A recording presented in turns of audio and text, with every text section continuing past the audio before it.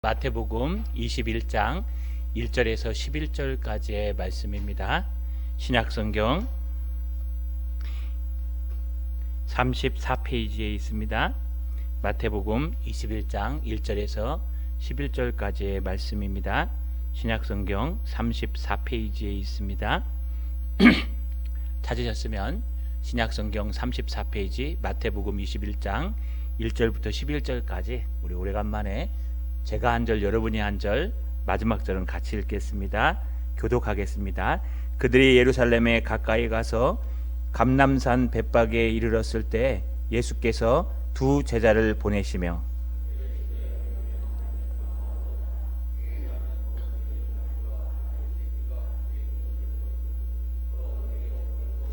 만일 누가 무슨 말을 하거든 주가 쓰시겠다 하라. 그리하면 즉시 보내리라 하시니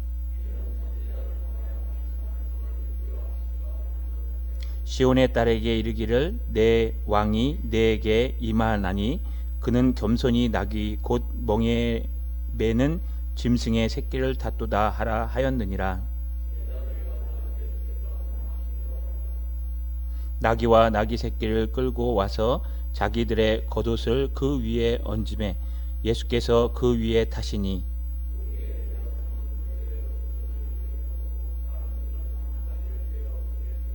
앞에서 가고 뒤에서 따르는 무리가 소리 높여 이르되 호산나 다윗의 자손이여 찬송하리로다. 주의 이름으로 오시는 이여 가장 높은 곳에서 호산나 하더라.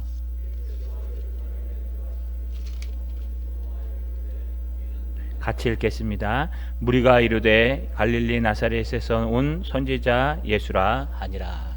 아멘. 교회 소식은 주보 맨 뒷면을 참조해 주시고 가정에서 온라인으로 들으시는 분들은 교회 홈페이지 공지사항을 참조해 주시길 바랍니다. 예배와 방역은 그대로 하도록 하겠습니다. 비대면 목장 연합예배가 줌으로 있습니다. 우리 회원 이목장, 소개 일목장은 꼭 기억하시고 목자들 우리 잘 연락 주셔서 3일날 화요일날 저녁 9시에 줌으로 모이겠습니다. 어버이주의 선물이 아직 사무실에 남아 있습니다. 안 가져가신 분들은 목자들이 찾아서 가져가시기 바라고요. 출석 못하신 분들은 우리 나중에 신방 가도록 하겠습니다. 그래서 목자가 신방 가셔도 되고 못하시면 놔두시면 제가 가도록 하겠습니다. 모든 헌금은 온라인으로 가능합니다. 저 오전에 바쁘다 보니까 까먹은 게 있습니다. 우리 서기한 집사님 씨나짬의 가정에 딸이 태어났습니다. 딸 이름은 예나 지금이나 이게 아니고요. 예수는 나의 힘이요 나의 반석 되시니에서 나온 예나 서예나입니다. 우리 하나님 앞에 영광의 박수 한번 칠까요? 네, 축하합니다. 우리 지성미 집사님이나 우리 서기한 집사님께 또 씨나짜미한테 문자 축하 문화 꼭 보내주시길 부탁드립니다. 우리 옆 사람과 같이 하나님 앞에 인사하겠습니다. 하나님의 말씀을 따라 살게 하옵소서. 예, 우리 오후 예배는 이제 부목사님이 안 계셔서 오실 때까지 제가 첫째, 셋째는 소요리 문답을 그대로 하고요. 둘째, 넷째는 제가 전해야 되는데 넷째 주는 우리가 외부 강사를 모시려고 합니다. 매달 네 번째 주에. 그러려면 재정이 많아야 되겠죠. 또 코로나로 인해서 어렵죠. 그래서 그렇게 안 모시고요. 영상으로 모실 겁니다. 될 수 있으면 돌아가신 분들을 주제로 해서 오카는 목사님, 하용조 목사님, 또 여러분 아시는 소천하신 분들 마저 정필도 목사님도 얼마 전에 소천하셨습니다. 이런 분들의 과거의 설교를 중심으로 해서 네 번째 주는 마지막 주는 영상 예배로 저도 앉아서 은혜 받는 시간을 갖고요. 우리 두 번째 주는 제가 계속해서 신약을 강의하도록 하겠습니다. 오늘 두 번째 주 어버이주일 오후 예배입니다. 하나님 앞에 은혜로 말씀을 나눴으면 좋겠습니다. 오늘 본문을 잘 살펴보시면요. 여러분 감람산 갯바게에 예수님이 이르렀을 때 이제 종려주일 우리 종려나무를 까는 예루살렘 입성하는 그 모습을 기록한 것이 1절부터 11절의 상황입니다. 갯바게는요 예루살렘에서 약 북서쪽으로 24.5km 정도 되기 때문에 한 6시간에서 8시간 정도면 충분히 걸어갈 수 있는, 그러나 비탈길입니다. 산길이기 때문에 굉장히 어려운 곳입니다. 이곳에 이르셔서 주님은요 이제 두 제자를 보내서 건너편으로 가서 나귀를 끌고 와라. 만약에 그 주인이 어디에다 쓰느냐고 물어보면 주께서 쓰시겠다 하라 라고 명령하십니다. 두 제자는 어리둥절합니다. 돈을 주고 끌어오라는 것도 아니고 또 뭐 권력이 있어서 끌어오라는 것도 아니고 남의 집에 매여 있는 나귀를 어떻게 끌어오라 하는가, 또 끌고 오면 어디다 쓰냐, 주께서 쓰시겠단다. 이게 과연 말이 되는가. 그럼에도 불구하고 주님은 그 나귀를 끌고 오게 하셨습니다. 이제 드디어 이 제자들이 가서요 하나님 말씀대로 순종합니다.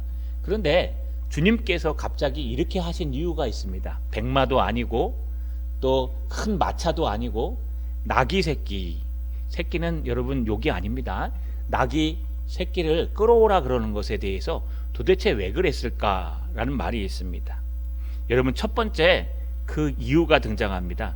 오늘 4절에 보니까 이는 선지자를 통하여 하신 말씀을 이루려 하심이라 일러스되, 선지자를 통해서 이미 메시아에 대해서, 예수 그리스도에 대해서 예언했는데 그 말씀을 이루시기 위해서 주님께서 일부러 나귀 새끼를 끌어오라고 말씀하신 것입니다.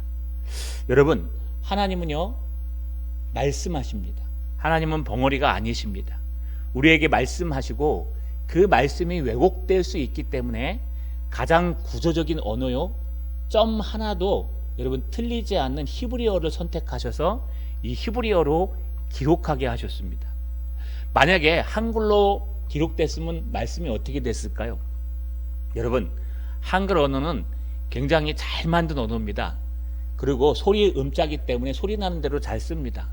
근데 저는 불편한 게 너무 많아요. 저는 오로지라고 늘 썼는데 요즘 표준어는 뭐라고요? 오롯히 이렇게 씁니다. 이런 발음할 때 어떻게 발음해요? 오로지 이래요? 오로지 이렇게 발음하시죠? 발음하는 것과 쓰는 게 약간 다른 것 좀 많죠. 삭월세가 맞아요? 사글세가 맞아요?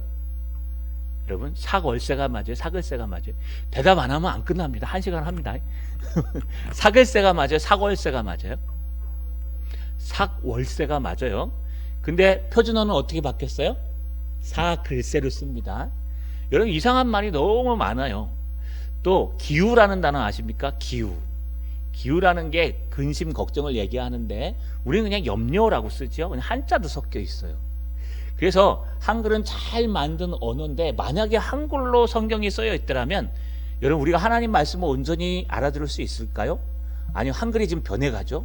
히브리어도 변해갑니다. 그렇기 때문에 한글로 성경이 기록됐다면 아마 오류투성이일 거예요.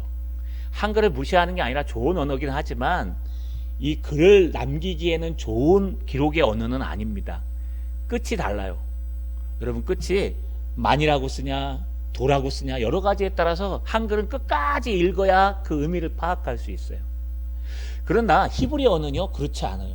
히브리어는 엄청나게 어렵습니다. 모음이 없어요. 자음들로 이루어져 있어요. 모음 역할을 하는 언어가 몇 개 있을 뿐입니다.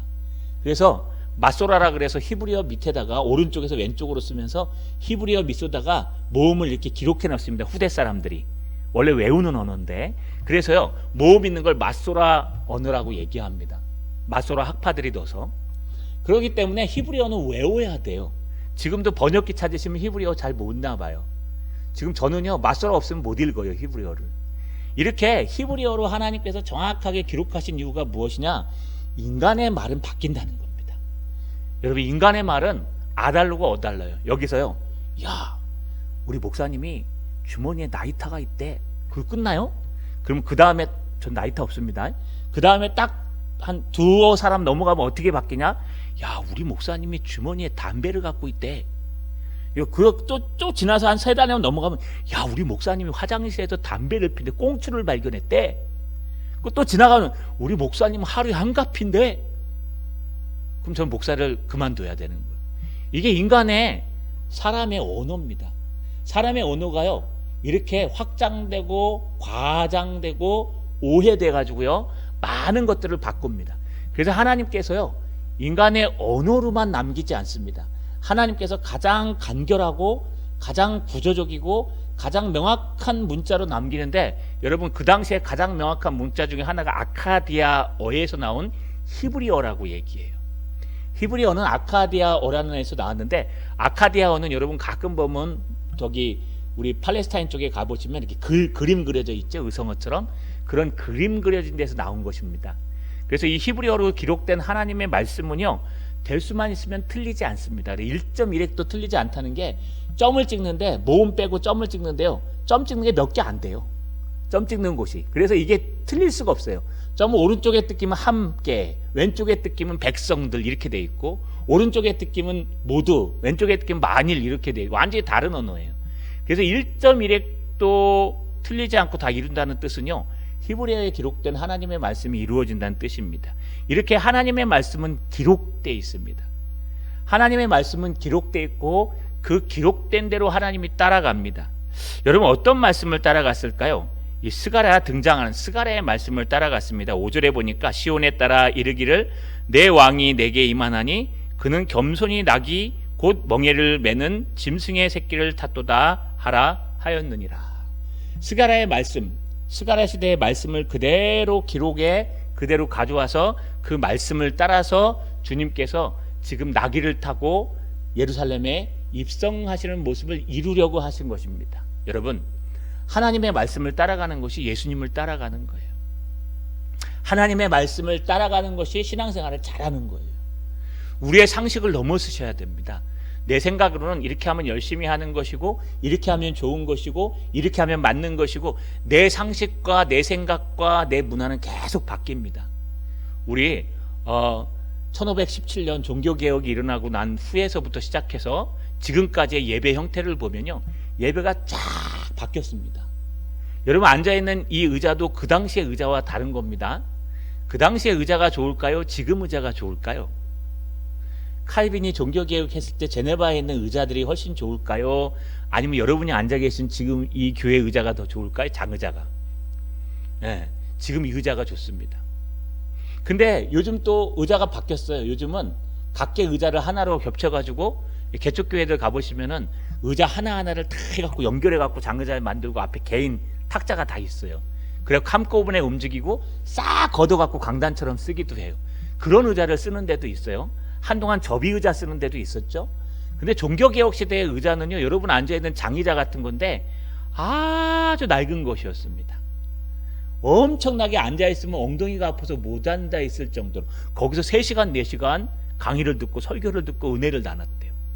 아마 그 시대로 가시면 여기 앉아 계실 분은 아무도 없을 거예요. 저도 못 버틸 겁니다. 허리가 아파서.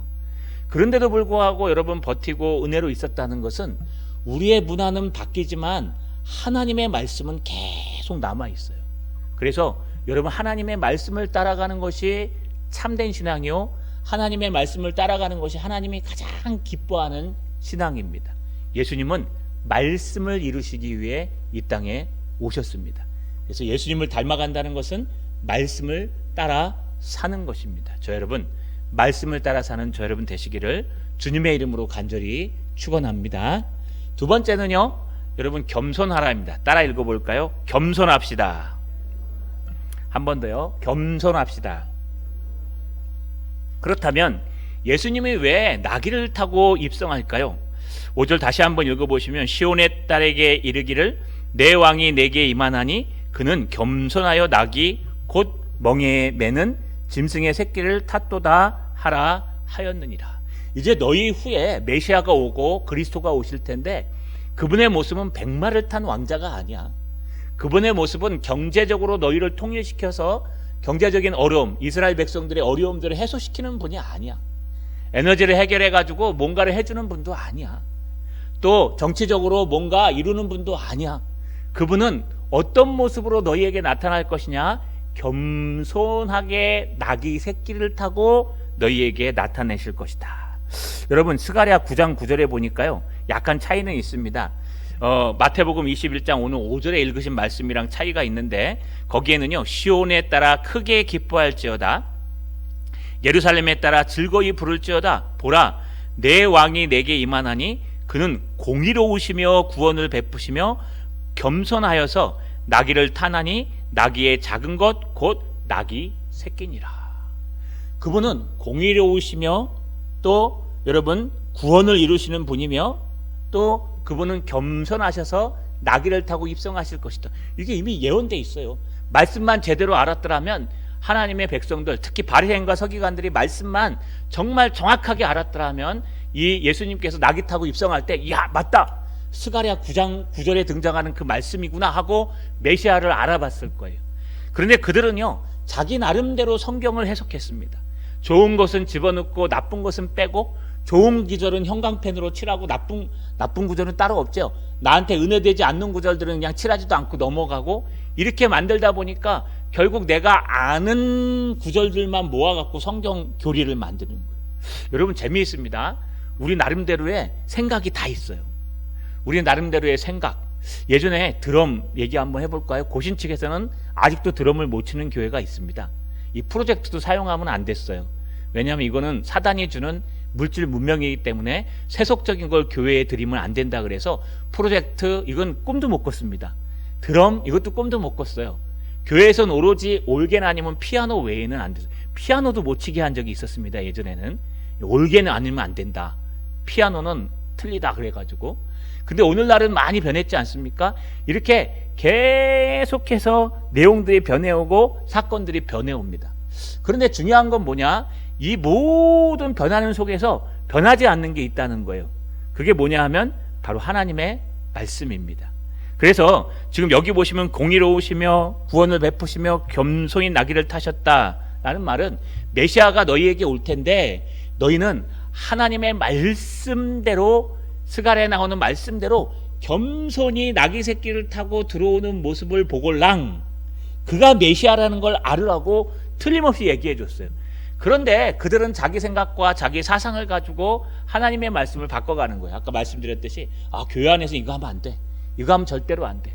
제가 섬기던 어떤 부교육자로 섬기던 교회는요, 큰 교회였는데 이 파워포인트에 예수님 얼굴 만화로 들어가잖아요.